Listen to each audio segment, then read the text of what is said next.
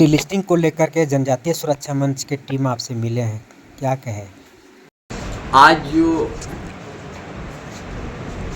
जनजातीय सुरक्षा की ओर से हमारा पदाधिकारी लोग से हमारा विशेष चर्चा हुई। उस चर्चा में जो हमने मुहिम संताल परगना से शुरू किया है कि धर्म परिवर्तन करने वालों को रुकना है, और हमारा समाज का अगर कोई दूसरा समाज में शादी ब्याह किया, अच्छा है, प्रेम विवाह हुआ, आराम से रहे, लेकिन यहाँ रूढ़िवादी प्रथा हम सब है, हमारा इस परंपरा है, इसका आरक्षण का अधिकार नहीं मिले। ये मुहिम संताल परगना जामताड़ा से हमने शुरू किया है। बहुत कई जगह हमने मीटिंग अभियान चल रहा है। कल हम लोहरदगा भी गया था। इसीलिए ये अब पूरा झारखंड में, झारखंड से लेके उड़ीसा, बंगाल, बिहार, असम, हर जगह इस अभियान हम लोग चलाएंगे। और एक दिन रांची में यहाँ का 20-30 लाख आदमी हम लोग जुटेंगे, आदिवासी लोग, और देश और भारत सरकार के पास हम लोग अपना भावना को पहुँचाएंगे। कोई भी अगर धर्म परिवर्तन किया है, अच्छा है, इस देश में कोई भी धर्म अपना सकता है, उसका हमारा कोई आपत्ति नहीं है, लेकिन आदिवासी का रिजर्वेशन में उसका हक तक नहीं हो। आदिवासी महिला यदि प्रेम विवाह किया दूसरा समाज से, अच्छा है, अच्छा से रहे, लेकिन यहाँ आदिवासी का रिजर्वेशन का हक तक नहीं बने। ये पूरा समाज को, हम समाज के बीच में इस बात को चर्चा करके एक निर्णय में आएंगे। यही हमारा आज का संगठित कैसे होंगे दादा? सब तरफ बिखराव दिख रहा है। आदिवासी लोग हैं, आदिवासी लोग का बिखराव जो है उसको संगठित कैसे करेंगे? देखिए, हम शुरू किया है जामताड़ा से, आज रांची में इतना आदिवासी लोग आ गया, कहाँ बिखराव को नजर आ रहा है? ये भी तो जुड़ने जा रहे हैं हम। आज समाज के बीच में, हम पाहन के बीच में जाएंगे, गांव का आदिवासी के बीच इस बात को रखेंगे। हर जगह इसी तरह का मुहिम चल रहा है, कुछ महीना हम लोग का चलेगा इस तरह का। दादा, आदिवासी ज़मीनों को लेकर के बड़ी समस्या है। अधिकतर गैर आदिवासी उस ज़मीन को हड़प रहे हैं। सरकार ST SC एक्ट के होने के बावजूद भी धड़ल्ले से हो रहा है। इस पर क्या रुक पाएगी कि नहीं? देखिए, जो वर्तमान सरकार है, वर्तमान सरकार अब वो गूंगा बन चुका है ना, और आंख में पट्टी मार दिया है, नहीं देख पा रहा है। जिस धरती से यह नेतृत्व तो आया है, संताल परगना धरती से इस राज्य का विकास है, उसी क्षेत्र में सबसे ज़्यादा उस तरह का हो रहा है धर्म परिवर्तन, और दूसरा समाज से शादी ब्याह हो रहा है। मुखिया कोई आदिवासी महिला और दामाद बनेगा कोई दूसरा समाज, बांग्लादेश से आया हुआ मुस्लिम। इस तरह से हर जगह चल रहा है। इसीलिए समाज जब तक हम नहीं जगाएंगे, इसको हम मुकाबला नहीं कर सकेंगे। इसीलिए पहले हम समाज को जगाने के लिए हम निकले हैं। जब पूरा झारखंड, पूरा उड़ीसा, पूरा बंगाल, पूरा बिहार, पूरा आसाम में हर जहाँ आदिवासी लोग, हर जगह इस बात पहुँचेगा, उसका बाद हम एक बड़ा जन आंदोलन तैयार कर रहे हैं। और जब बड़ा जन आंदोलन आने के बाद हमारा पूरा विश्वास है ये हमारा लड़ाई सफल होगा। दादा, वक्फ बोर्ड के नाम पर बहुत सारी आदिवासी ज़मीन को कब्जा किया गया मुसलमानों के द्वारा। क्या अब कानून बन गया है? क्या उस पर कुछ कार्रवाई हो पाएगी? देखिए, कानून बना, हमारा लड़ाई तो आदिवासी का सारा चीज़ बचाना। पहले तो सरना स्थल को बचाना है, जाहिरगढ़ को बचाना है, सवाली को बचाना है, हमारा वो सिस्टम को मजबूती करना है, जो माझी परगना सिस्टम, मन की मुंडा सिस्टम, पढ़ा राजा का सिस्टम, पान का सिस्टम, जो आदिवासी का जो वहीं से शुरुआत होता है, उसको हमको मजबूत करना पड़ेगा। और उसका बीज मजबूत के साथ साथ समाज के बीच में ये सारी बातों में चर्चा करेंगे। यहाँ का ज़मीन किस तरह से कहाँ किस तरह से दखल किया जाए, आदिवासी CNT SPT 1 लाख वो सारा बात है। एक ये हमारा संघर्ष बड़ा लंबा है। पहले तो पूरा हर जगह इसी तरह का अध्ययन करके इस विषय को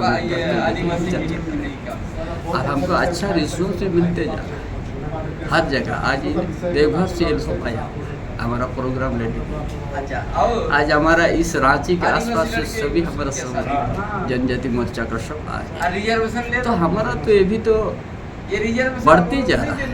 कुछ महीना लगेगा, असंभव नहीं, असंभव है। जो बिखराव आप लोग को देख रहा है ना, एक आने वाला दिन सबसे बड़ा जन आंदोलन होगा आदिवासी की ओर से। रामटोली सरना स्थल को किस प्रकार देखते हैं? आज भी कुछ लोगों का वहाँ मीटिंग चल रहा है। देखिए, ये शेड्यूल एरिया में जो हमारा समाज तय कर लेगा, पहाड़, पढ़ा राजा, मन की मुंडा, माझी पर जो तय कर लेगा वही निर्णय होगा। शेड्यूल एरिया में ये रांची भी आदिवासी का जमीन पर बसा, मूल बसी पर और इसमें जो आदिवासी जो निर्णय लेगा वो निर्णय होगा, और निर्णय से इधर तक नहीं होगा। धर्मांतरित का मुद्दा, बाबा कार्तिक उरांव का सपना को आप पूरा कर रहे हैं। लोग क्षेत्र में आपको टाइगर बोल रहे हैं, वास्तविक में आप टाइगर हैं। क्या कार्तिक उरांव के सपना साकार हो पाएगा? निश्चित रूप से। आज 50 साल बाद इस बात ने बड़ा जोर से हमने उठाया है, और 50 ये सबसे बड़ा आदिवासी का देता था कार्तिक उरांव। उसका पहली सोच था यदि ये चीज़ हम नहीं करके जाएंगे तो आने वाला दिन आदिवासी समाप्त हो जाएगा। इतना बड़ा सोच आज से 50 साल पहले, आज 322 MP ने हस्ताक्षर किया, 26 राज्यसभा संसद भी हस्ताक्षर किया कि इसको लागू किया जाए। तत्कालीन सरकार कांग्रेस का, तत्कालीन प्रधानमंत्री इंदिरा गांधी, इतना होने के बाद भी इसको ठंडा अवस्था में डाल दिया। और ये सबसे जो जिम्मेवार है आदिवासियों की इस स्थिति में खड़ा करने का, ये कांग्रेस पार्टी है। कभी आदिवासी का हितैषी नहीं हो सका, ना हुआ है।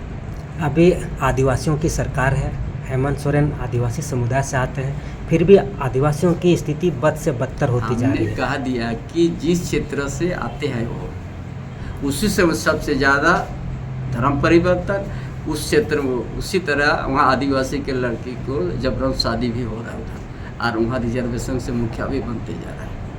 इसीलिए ये सारा मुद्दा को लेके आदिवासी के बीच में जब चर्चा करने के बाद, सबका सहमत होने के बाद बड़ा आंदोलन करेंगे ना, जन आंदोलन, ये निश्चित रूप से हम लोग सफल हो जाएंगे। वर्तमान समय में जो जाति प्रमाण पत्र अभी बन रही है, वो जाति प्रमाण पत्र में केवल पिता का नाम रहता है।